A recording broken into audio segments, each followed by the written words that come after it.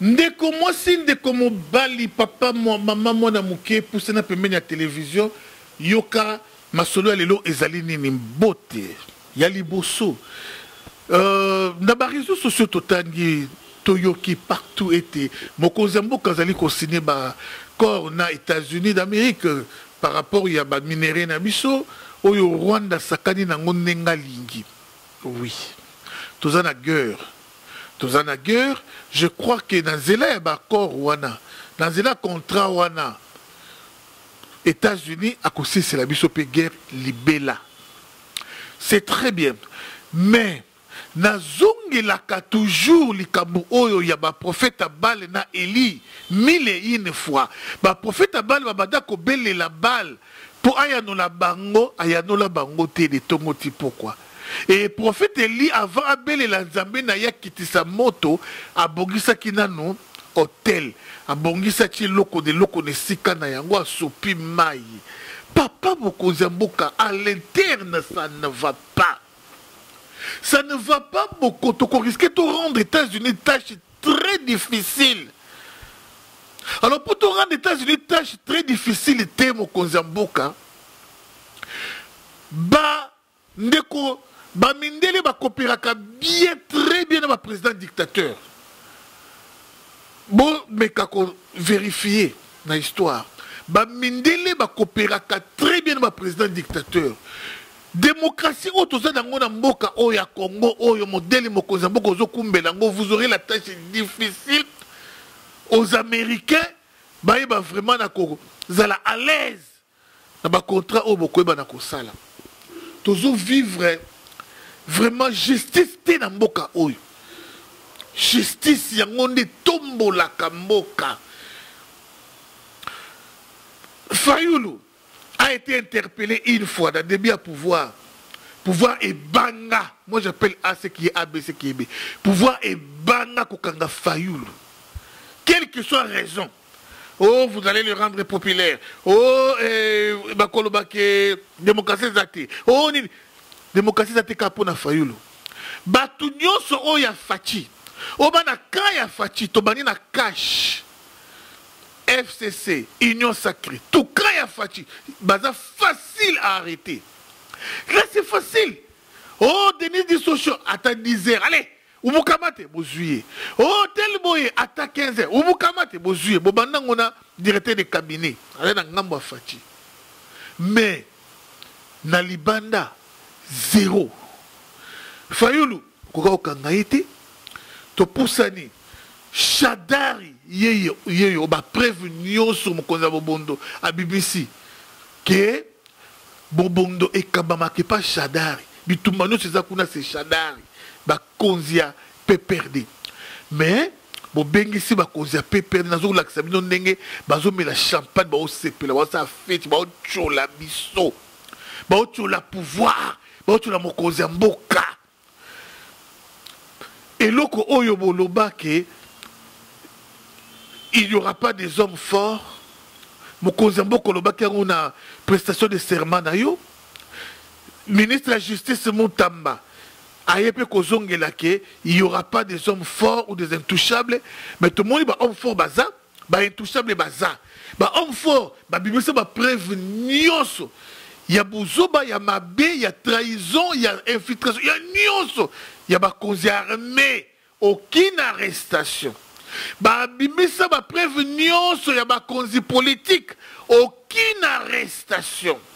Alors papa ou jeune na bengi nani Constant Moutamba yebisa biso nan olobi nini ba homme fort na ba homme faible baza to bazate to na Constant Moutamba. En fait, le temps des hommes forts est révolu. Le chef de l'État, lorsqu'il me nomme, c'était déjà en soi une révolution. Et les gens auraient dû comprendre le message. Moi, je ne suis pas là pour entrer dans la mafia. Je ne suis pas là pour ça. Ils ont tenté de me faire entrer dans leur réseau. J'ai refusé. Et ils le savent. Ils voulaient que j'habite Gombe comme eux. J'ai refusé. Vous m'avez vu changer de véhicule depuis que je suis ministre? Combien de fois ne m'ont-ils pas demandé de changer de véhicule? Combien de fois ne m'ont-ils pas demandé d'avoir une villa aussi à Gombe comme eux? Ils veulent que je puisse parler? Combien de fois ne font-ils pas des voyages à l'étranger? Vous m'avez vu faire un seul voyage à l'étranger? Mes chers compatriotes, l'heure est grave. Les choses doivent changer. Et impérativement changer. Il n'y a que 2, 3, 4 hommes qui peuvent faire changer les choses dans ce pays. Et je suis inscrit dans cette ligne-là.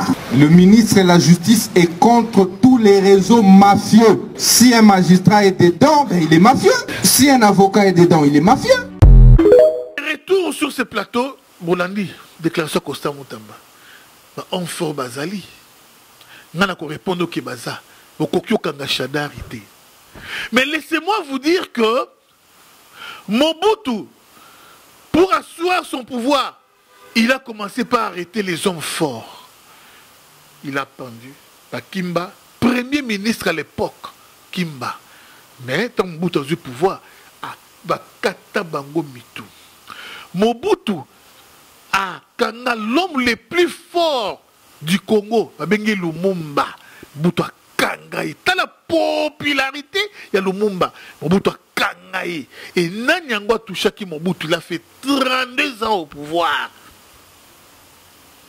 Tolongoli Mobutu, Tokeina Mouzé. Mouzé a eu pouvoir. Mongoludiak parlait, hein? Avec Koloba. Batoubaye qui ba imunga Mongoludiak. Au cimetière. Tokei. Massasu. Obayakina Mouzé. Au cimetière. Bomae. Cimetière. Topoussani. L'opposant le plus populaire. Étienne Tshisekedi, au village, malgré popularité naïe, plein, ce n'était pas l'UDP, c'était tous les Congos. Étienne Tshisekedi n'a pas été leader de l'UDP seulement, mais leader du Congo. Alors, dans le village, Oleganko qui osait aussi parler, aux arrêts, Zaïd Ngoma qui osait parler, aux arrêts. Dis-moi, et Mouzé, Moutafoto Nakimbanga, a cela quitté. Mais c'est quoi ces pouvoirs ici? On te consigne contrat na mindele et à le plus cher aye na ndakunayo tandis que na ndakunayo oyebi bien que moi c'est a respecta kayote bana nayo ba respecta kayote. Voyez combien vous pouvez causer la mal à l'aise au vol c'est na salon madame yela mupaya dini bière. Madame Aïbisson Lobi, au moins que na limbi atayo moko na limbi tina mona na yo mupayazo yoka obengi mona liboso oh yaka na bière abi papa zelanda nous connaît ko sukola zena sana nous kolia au moins que na zolia papa to kima batouche donc beaucoup zemboka balayer nanu à l'interne balayer nanu sukola nanu à l'interne. Arrêtez ce qu'il faut arrêter, mettez en prison il faut tirer en prison. Sala oyo sengeli ko sala ba banga yo soki Congo ba bangi yo Amérique akoya kozala paix akozala l'aise ya ko exploiter ba minerai soki to kabola combien et kozala bien makasi. Sans cela touche oyo nani Shadari to moni bien mokonzi na bango nanu. Il n'est pas congolais. Parce que tu as dit Congo contre Rwanda. Congo contre Rwanda. Et qui disent les Blancs par rapport à la nationalité de Joseph? Ceux qui m'ont dit Kaza Rwandais, c'est-à-dire tous les Bitumba contre les Rwandais. Alors, il y a article les Gablo na ils a PPRD. Comment ces PPRD doivent vivre? Parce que numéro 1 à Yango, Aza ko agressé biso, lui est Rwandais. Azuluka liwana biso toko comment place on a tout le monde makamundé la zoloba par rapport à la nationalité de Joseph Kabila. C'est parti. Et puis je rappelais qu'on est allé chercher alors Joseph Kabila en se disant ce jeune on le manipulerait parce qu'il n'était pas il était de nationalité rwandaise et qu'on allait en faire un président. Il était de nationalité rwandaise et qu'on allait en faire un président. Bolandi Mundele Makamalobi sur nationalité à Joseph Kabila. Tosuki Wanate, Nakaka ya Kabila, quelqu'un a témoigné sur mauvaise foi, manque de compassion ya Kabila, na mboka Congo par rapport ya Makamozo Sala, na Oyazo Loba, à Tundu, a dit quoi? Donc, Kabila, ça a souci, a compassion, à Moukete ya Kongwan Samba Lola. Atundu, c'est parti. Le président Kabila n'a pas eu un seul petit mot de compassion pour les atrocités subies par les populations du Kivu. Aucun mot de compassion. Aucun mot. Aucun mot. J'ai lu. Aucun mot de compassion. Sinon, la préoccupation à récupérer le pouvoir, d'après sa tribune. Mais de l'autre côté, nous avons un président qui est préoccupé par les atrocités de son peuple et qui voudrait y mettre fin. Vous voulez empêcher à ce président-là de mettre fin aux atrocités de son peuple pour qu'on discute d'abord du partage du pouvoir. Oui, tout kolanda atundu sikoyo. Totala sikoyo, faiblesse et justice na biso, ndenge ba koki kokanga ba chadarité. Moko na bango azome la champagne. Tanenge bazo chola biso. Ah, pas si peu mawa. C'est parti. Bon, à l'occasion de la réussite, notre fongola monia, c'est les bourgeois, tu vois. L'occasion, il y a victoire. C'est les bourgeois. Et là, il y a un pam Rolex. Non. Et puis, on l'a tapé à bien te. Il y a bien te. Il y a bien te. Il y a un bimba. Et là, il y a pouvoir te. Maman Kambo, il y a un Weston, il y a un pouvoir. Tout est auditorat. Bon, le bail est trop. Auditorat, on va sentir que non. Bateau, ils ont Makambo Mayele. Ils ont Makambo Mayele. Dès qu'il y a un junior m'a dit là. Ils ont Makambo Mayele, ce n'est pas ce que tu apprends. Aujourd'hui, cours est au PSAM. Biso ba civil ba memi biso kuna. O biso to ka yango wana. Youpi. Hein? Est-ce yango po ya ba carton est-ce que na ke ko yiba? Na yibi yango? Ça fait combien d'années que nous avons sans pouvoir? To yibita, bon memi biso kuna la justice militaire biso ba civil. Bon monter là on a bino, bon vous avez mal monté les trucs. La matérisme. Hein? Est-ce que nous avons un ministre de la justice? Est-ce que nous avons un ministre de transport? Nano bolimbité, nano bosagité. Vous comprenez? Nano bosagité. Les gens na ba soda ba ngomoko. Bazuikou, ba sentir Kabila a formé des gens. Kabila a formé des gens.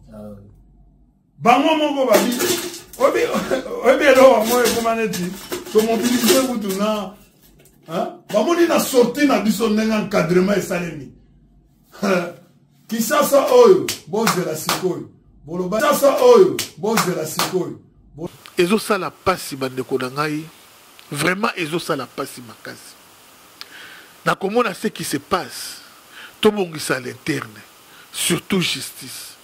Moi, je ne crois plus à Constant Moutamba. Ça n'engage que moi. Ça n'engage que moi. Je ne crois plus à Constant Moutamba. Ce qui Constant Moutamba, Azana main libre, il y a Constant Moussala Oyazo Sala. Je ne crois plus en lui. Ce qui Constant Moutamba, Azana dicté quelque part, Azana empêché Azana Moussala librement. Na kosenga ye a démissionné. Pour simbisa bato wana touche, on va empêcher ça la musala bien. Na kosenga na ye a démissionné. C'est très important. On continue. Bandeko, to ilandi biso nyoso ndenge nini le numéro 1 de l'Assemblée avait déçu. Pendant que Mboka oyo ya Bukavu koya kite ya no saki déjà kokuboko ya Mboka Bukavu. Et tout le monde a démobilisé Assemblée Bakoki côté limité avec force malgré Eliezer a Télémaki Bakangisi Mounoko tant que Tozaki Kobunda ba député ya Mboka Bususu ba Télémi. Mais awa na Congo silence de mort dans ba député na biso pendant qu'on était victime d'agression bazo boma bazo violé na Goma. Na Bukavu, les députés, ils sont payés crié pour nous défendre. Où sont les députés élus de Goma, les députés élus de Bukavu? Ils sont où et ils ont fait quoi? Kamere, qui il est? Qui il est? Affaiblir Assemblée. Kamere, Azana Nunani, Ngaya Nganite. Papa e Olengankoye Aletoke. Vital Kamere, c'est un homme, il est sincère que quand il vous dit bonjour, quand vous serrez les deux poignées de main, c'est là où l'homme peut être sincère. Tout ce qui sort de sa bouche, c'est du théâtre. Même ce qu'il a dit dernièrement, auquel j'ai vu dans la presse, par conscience ou inconscience, ont relayé ça. Je tiens à vous le dire, mes amis, que c'est de pires aventures. L'homme était vraiment dans son royaume de... Wana ngaite, wana ngaya nganite, wana olengankoi. On continue. Ah, pour vous qui soutenez Nanga, Naba Oyo bazo soutenir Corneille Nanga. Corneille Nanga n'est qu'une marionnette.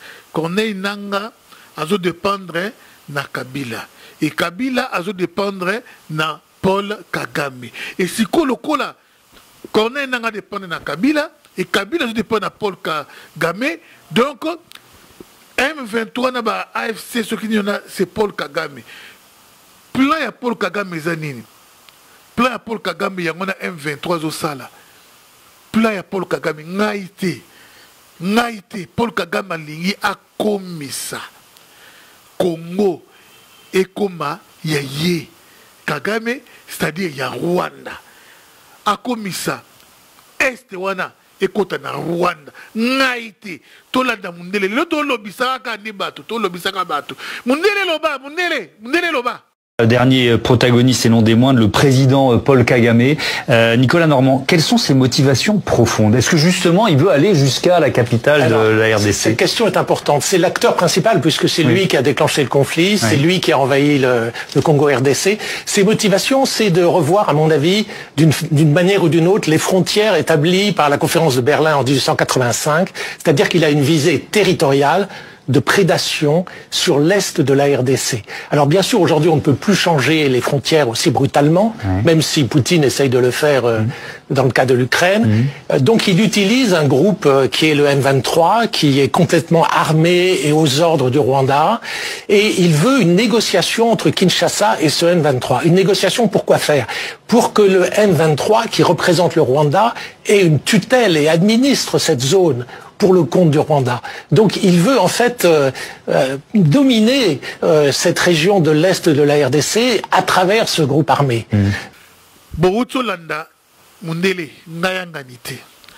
Alors pour ceux qui se missionnent à Bisso, papa Mokonzi, gouvernement zobi makala mingite. Nani il faut la nani na onyo songa na lobby Mokonzi mboka. Ils a pour intérêt à mboka et puis pour intérêt na yo. Mettez l'homme qu'il faut à la place qu'il faut. Mokonzi mboka mutozaka na misu mine azalakati. Mutozaka na misu misatu azalakati. Alors misu ekomaka misatu mine par rapport ya batu baotale la biso pe batu baoyoki la biso, c'est-à-dire batu mato misatu mine. Donc troisième œil ezane motu. Ce qui motu aye koyebisa yo mutongo za biso que tel azana biso te papa yoka. Papa yoka salila. Vous allez pour ça, il y a base. Base, bah, boyaka. Oyoki la base. C'est quoi le président de la République? Base P, balingi. Ocha bateau et sengeli. Olongo la paix bateau et sengeli. Pour totali déjà na constitution, na composition, il y a cabinet na yo. Tout le monde plus de 90%. Kaka bateau yakala. Olongo li no bangote. Ozongi si na yo bango.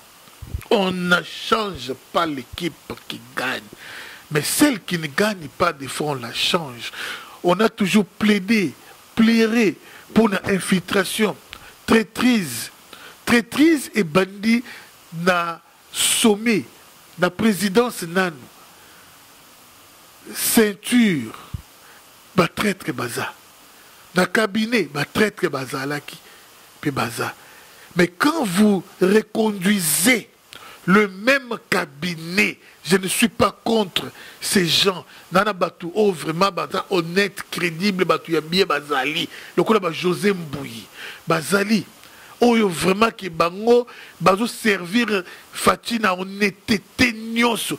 Il y a des gens sur qui il faut jeter des fleurs. Non, si on n'a pas Batomabe, Batou Avon Nakakime. Mais si on n'a pas Batomalam, on va Batoumousso, Nini Dialelo, bato bien bazalo ko ba topé comme un questeur, un homme crédible, un homme honnête, loyal. Donc on ga motoko donc na yebite ça le quoi Nathanaël il y a tant oh Jésus qui salobaka que l'homme sur qui il y a pas de fraude, il y a pas de fraude.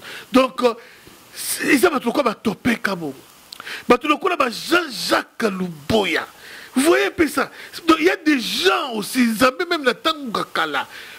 Batu basumukaki nzama bomaki mokili babomaki batu nyonso te abomaka batu nyonso te apréserva ka Noé akotaka na arche batu misu batikala kokufa Noé peye moko te alors ta nyonso nzamba za pena batu oya ya ponaka donc ndenge moko pe na mokilo batu nyonso nde bakozala contre yo te batu nyonso nde bakoyina yo te ya une poignée de gens au bazapé 100% pour yo. Le coup la Fati azada ba topé kabongo, Fati azada ba Jean-Jacques Luboya, Fati azada ba José Mbouyi, Fati azada ba bazali pe moi une poignée. Alors on avance, gouvernement Zobima, Mokonzi Mboka, batu ba ozela nini batu ba zela. Jésus-Christ azala qui a tamboli a télémisi ba disciple na lobi. Que dit-on que je suis? Batubazolo banini ponanga. Batubazolo banini. De ezali image ya mokozi. Mokozi tamboli batupe baolo banini ponanga. Batubazolo baki na gouvernement oyo. Directeur des cabinets na yo. Azalate. Na gouvernement oyo. Didier Manzinga oyo intégration régionale. Azalate. Na gouvernement oyo. Ba fufu nyonso oyo badosa la rien. Bazalate. Soki ba ministre.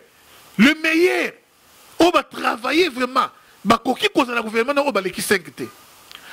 L'équipe 5T, on a eu ministre des Affaires étrangères, on va passer sur victoire, on a eu deuxième, troisième, quatrième, mais l'équipe 5T, on va comment on a monté. D'abord, mais l'équipe 5T, les restes, les bandas ya masolo, les bandas ya masolo. Tout ça besoin d'un nouveau visage comme Ndeko Eliezer. Ndeko Eliezer. Nous sommes beaucoup de tout une fois qui est sans rival. On lingi na la dauphin na ngai. Que oh les lots on a 2028 dans la dauphin na ngai. Bandeko na ngai na otangele 5 personnes. Na otangele topé ka bon mukirchai. Na kotangela Ndeko Eliezer. Na kotangele Jean-Jacques Luboya. Na kotangele donc na kotangata 5. Gaston Foumou, bateau à côté. Naïm au copé 5e. La charité vient de commence par soi-même. Bandeko, qu'on ne vous trompe pas, il y a des gens, oyo, ils ont senga bakota natan oyo, pour bâtir ordre. Bâtir ordre. Il n'y a pas de paix sans guerre. Oui. Il n'y a pas de succès sans sacrifice. Mobutu pour ça le succès, le pouvoir, il a sacrifié les Kimba et les Lumumba. Mokonzi Mboka, gauche, et c'est un peu logique nango. Droite, et c'est un peu logique nango. Église, et c'est un peu logique nango. Quand on est pasteur, on doit marcher comme des pasteurs. Quand on est musicien mondain, on doit marcher comme des musiciens mondains. Musicien mondain pour en avoir 70. Et ça, l'ango li soumouté pour d'ailleurs musicien mondain. Taboulé à la banata 100. Attendez, ça, on a bassé belé. Pour la musique mondaine, et ça, l'ango li soumouté. Mais pour la musique chrétienne, scandale. Donc, et c'est que domaine à domaine, c'est dans la réalité. Pour la conseil un peu politique, dans le niveau comme président de la République, papa. Ce qui est makile tanga pour la kimia ya moka makile ko tanga nango kaka. Et tanga nango kaka. Vous avez accepté d'être président de la République. Acceptez aussi les caprices où il est président de la République. On vous soutient. Bas communicateur. papa mokozi yamba bango oyo kapé baposa na bango bato ba bundelo makasi. C'est par là qu'on met un point final na basolo na biso ya lelo, sans toutefois oublier de saluer les nôtres oyo bazui nomination. Bravo bosa musala kitoko boyamba bato bosala bereba bakuba bato ba basala kala basala te ya soki ba nommer lelo après oyamba sous téléphone te obenge bo oyamba te soko changer numéro yambio je vais te rappeler botika bizaleli wana iza malamu te batu oyo Joseph abandaka na bango pouvoir eza bato asisaki na bango pouvoir te. Faut faire très attention. Bato Mobutu abandaka na bango pouvoir na 65 eza bato Mobutu asisaki na bango pouvoir te na 97. Les premiers peuvent aussi être les derniers. Alors ça te question ba nommer yo ozuma PKO au tomboli au monique yo l'équipe sans rival. Pourtant biso to ba licencié. Peut-être to tanga de monayo, peut-être to l'équipe dans tanga. Au monique yo l'équipe tel ou l'équipe commis dans un niveau. Ya batute ke babenga yo mutu boya ya ba camarade no mutanga na bango batel. On attend na bango lisusu te bravo, mais les premiers risquent d'être les derniers. Et les derniers aussi peuvent aussi être les premiers. Donc, lobby à Moutou, oyebite, tikiti ça ma peka. Excellence. Comment excellence et bungi sa yo rumbate. Comment excellence et bungi sa yo rumbate. Oh Moutou. Le wanga. Oh Moutou. Le wanga yé. Comment excellence et bungi sa yo rumbate. Toujours.